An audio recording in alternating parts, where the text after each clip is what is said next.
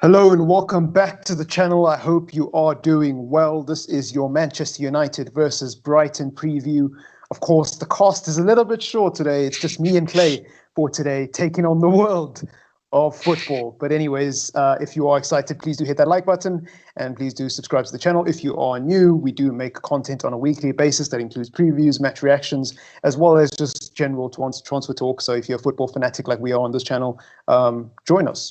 So Clay, how are you doing, man? First of all, and most importantly, how are you doing? I'm doing well.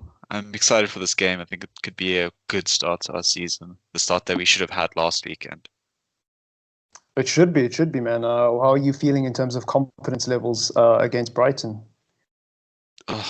Confidence levels. Personally, I feel like confidence is really high. I think Brighton could be a team we could do well against. But I don't know about how the dressing room's feeling, considering they just lost Crystal Palace.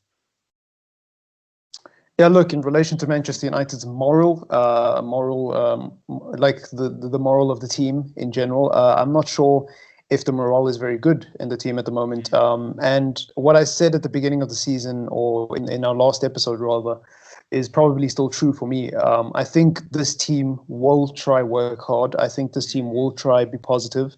I think a lot of the players in this team want to play for Manchester United. They want to represent this team, but the reality is some of them just aren't good enough. And that's the problem for me. That's the big underlying problem. I mean, we can start by looking at the defensive issues. Manchester United have still not signed a centre back, and we probably won't in this window. And just looking at that alone, somebody like Maguire is virtually undroppable, even as awful as he's been. Somebody like Lindelof sometimes, at times, looks undroppable, even though there's a suggestion that Bailey will play over him this weekend.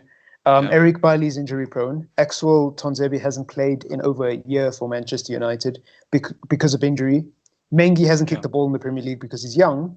Rojo hasn't kicked the ball in a year in the Premier League because he went out on loan, and I'm not sure how well he did on his loan spell, to be honest. But I think we can all agree as United fans that Marcus Rojo isn't good enough. Chris Smalling, problems about whether or not he will play. So where does Manchester United look in terms of the defensive issues at the moment? In your opinion? It's a mess. I definitely think we need to go shopping, though. That looks like the best option, but I doubt that's going to happen at the end of the day. We could definitely use some freshening up. There's a lot of issues with our current defensive units at the end of the day. Maguire and Lindelof, they just don't seem like they work together. And they did have a relatively decent season, especially compared to previous United teams.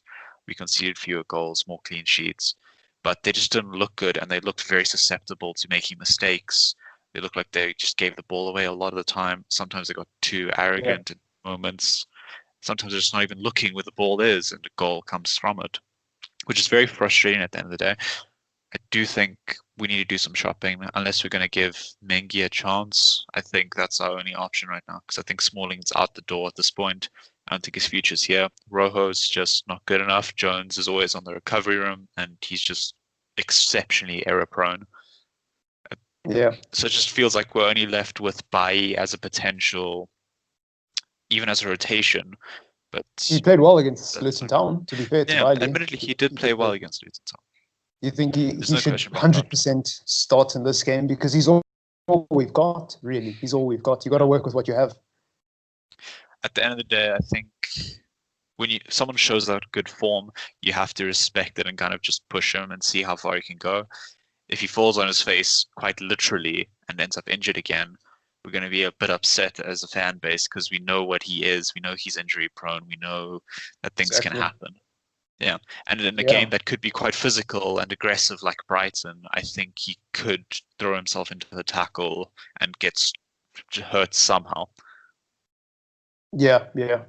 I mean, look, for all the people who are saying Bailey should start this weekend, I completely understand. I'm not going to play it was against Luton Town card, because at the end of the day, Lindelof was crap, and you've got to work with what you have. Ole Gunnar Solskjaer, difficult situation for him at the moment in relation to his management. I can see Ole out trending in the next few weeks, and I really don't think he can do anything differently in that back line, and I think it's costing us so many points. Where are you in relation to Alex Telles? Are you positive about that deal, or are you like me? And I'm sure some of you watching will feel the same about this. Do you feel like you just kind of want to get the Alex Telles thing over and done with? You like him, you think he will improve us, but you still think there's a bigger picture beyond that. What do you think of Alex Telles? Should we sign him? Yeah, I agree with that view. I think he is someone that we need at the end of the day.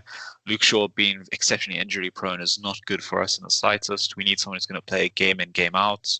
We need that consistency in that back line, because we could see it was even affecting the people ahead of him. It was affecting the midfield. It was affecting the centre back pairing. It hurt when Luke Shaw got dropped. We need that consistency, and we need a really good player. And Alex Telles is on the market. He's cheap-ish, relatively, compared to some of the world-class left backs that are out there. And he's a very good left back at the end of the day. And he's definitely goals, something we just need to get done. Yeah. That's something we just need to get over the line and then focus on with the next challenge. He's not going to be that groundbreaking signing that we needed all along, but it's something going to be very needed for our team at the end of the day, nonetheless. Yeah, I said earlier in the week on the channel, if any of you watched that video, and I still maintain it, that Alex Telles probably won't come into this team and push Luke Shaw out of the team.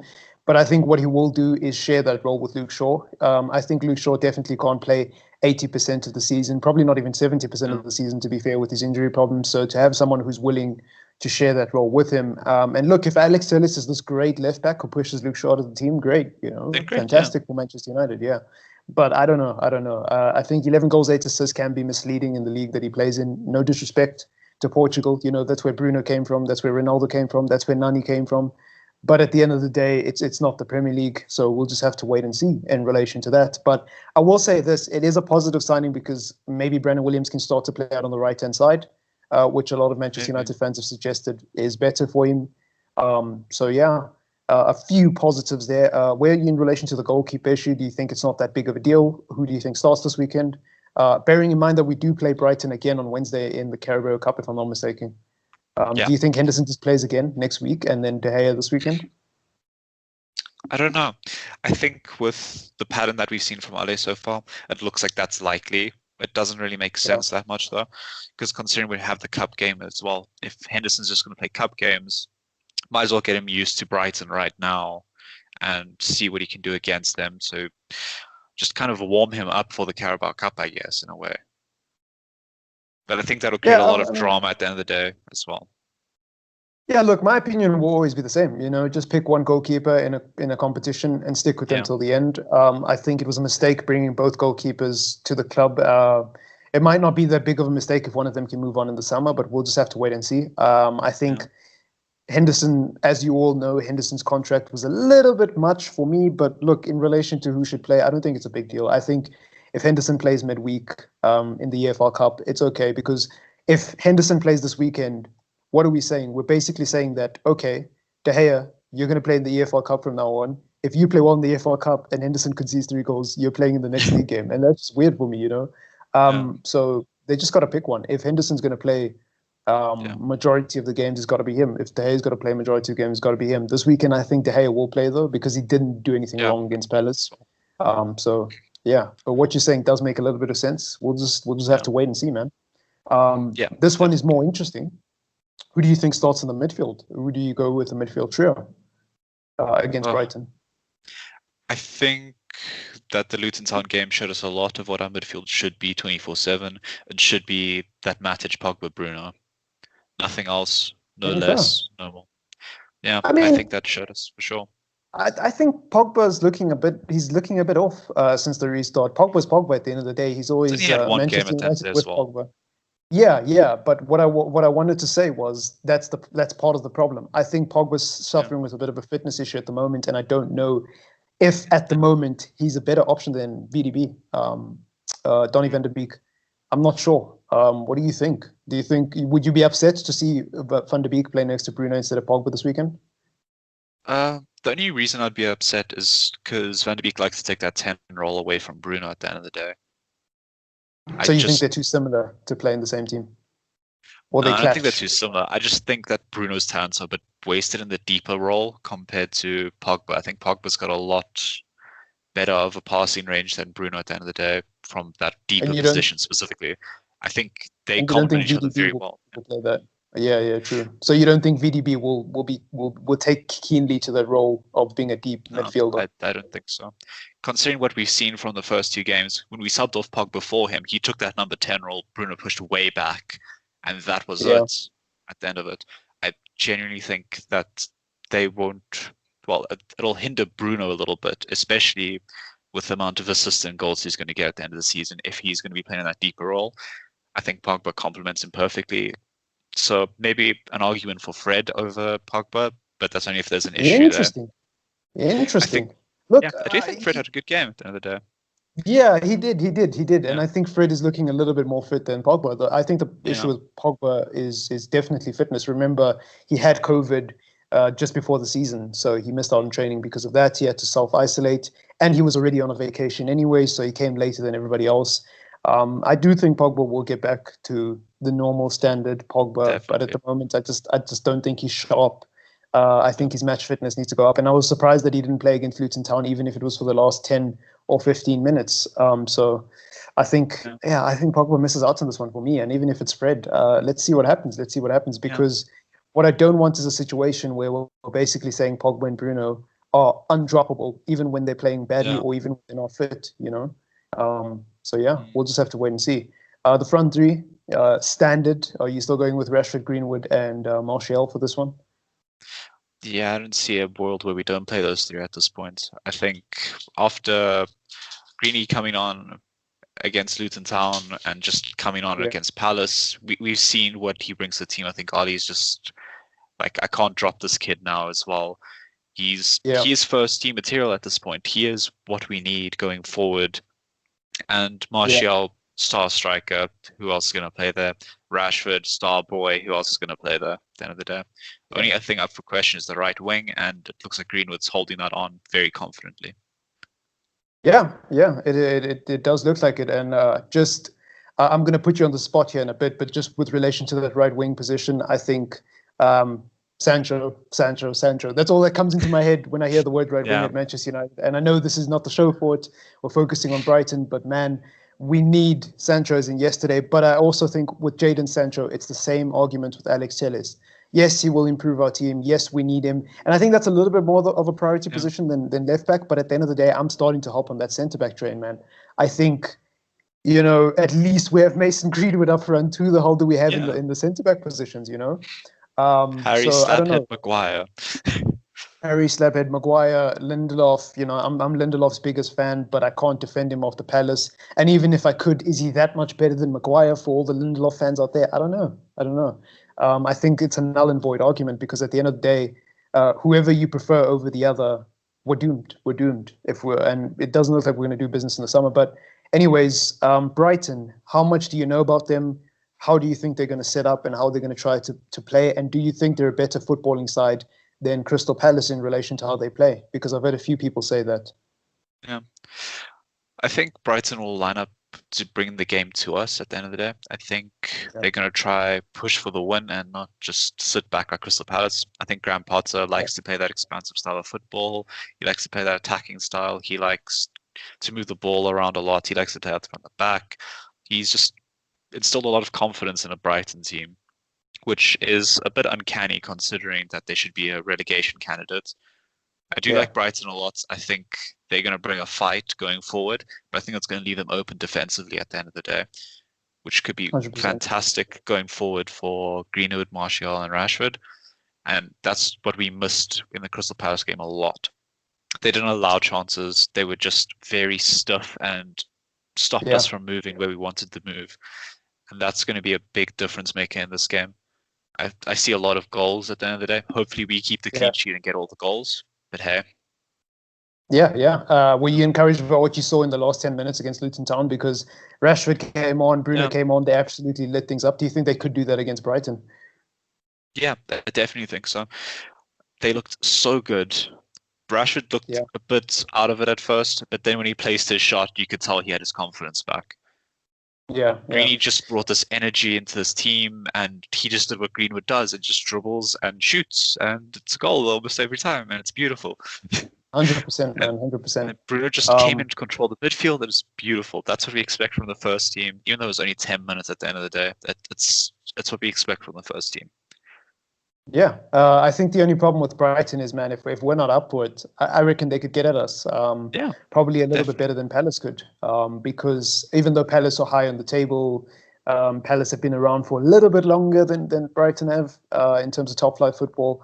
I do think that Brighton are a better team to watch. No disrespect to Palace, but they just, Yeah, I don't know, they set up better. They look like they have more of a philosophy that works, I guess, which is ironic because Palace, like I said, are higher than them on the table usually. yeah, But we'll just have to wait and see. We'll just have to wait and see. yeah. In relation to this game, what are your score predictions? What are you expecting from Manchester United? And do you think this is, if we do go on and win, is your confidence that you had at the beginning of the season somewhat restored going forward, or you still feel like it's doom and gloom for United? Well, I think expectations of this game, I think we should take it. I don't see a world where we don't. We Yeah, need to be winning this game 100% of the time. There's no doubt in my mind. I think my confidence has stayed somewhat similar. Crystal Palace did not waver it a bit, but I think yeah, Brighton's going to good. be a statement game. I think this is the game where we go, we are united. We're here to get in that top three. We're here to just compete again, Yeah, just not show that same lackluster performance against Crystal Palace. Because if we do that again, we're going to lose. We're not going to draw or anything. We're going to lose. yeah. We're going to Brighton will come at us. Brighton will definitely be coming at us. We need to be at our best defensively and in that midfield. Yeah, If we don't, it's going to be game over at the end of the day. 100%. What are you going with your score prediction? Ideally, I'd like to see United thrash them. I'd love to see that 3-0, We all 2-0 would. We all type. would, to be Yeah, fair. 3-0. but it, 3-0. yeah, but in fairness to Brighton, I think they could get a goal. So I think it could be a 3-1, realistically. Yeah, I can see a 3-1 or 3-2, to be Yeah, honest. To be honest, yeah, with our defensive problems. But I do think we'll outscore them. It will be a very, very interesting game in relation should to be a good Manchester game to United's watch. season must win. Yeah, yeah, yeah, it should be a good game to watch for sure. There aren't many things to be positive about Manchester United at the moment, but at least we can focus on a game of football. Just very quickly and very briefly, what are your thoughts on the Jadon Sancho deal? Not obviously if you want him or not, but do you think it will happen? I've never really asked you what your confidence levels are on that deal. Are you in the 90% club, like it definitely will happen, and if we don't get it, it's the biggest L? Or are you just there like, I never believed it to begin with. I think it's too good to be Yeah, true. I was very confident until probably a month ago, nearly 20 days ago, something like that. Early Oh, September, yeah, it was classic confidence United. They levels just just shot, suck the and deal I out was like, of yeah, Yeah, it just looked like it yeah. wasn't happening, and I was just, yeah, if we're not getting Sancho, we need strength in other way, in other places, though. That's the big takeaway. We need to strengthen in Who, other places if who we're not though? getting Who Sancho. are you going to get? When you say other places, Oh, do you mean other yeah, positions, or do you mean just go other for other positions, yeah, targets? other Oh, positions, okay. other positions. I Yeah, mean, because that Greenwood probably is won't happen. proven to play there at the end of the day. Yeah, yeah. He I can mean, play a season. honestly, I don't like Igalo, and I think Greenwood should be playing behind Martial, and they should share that role.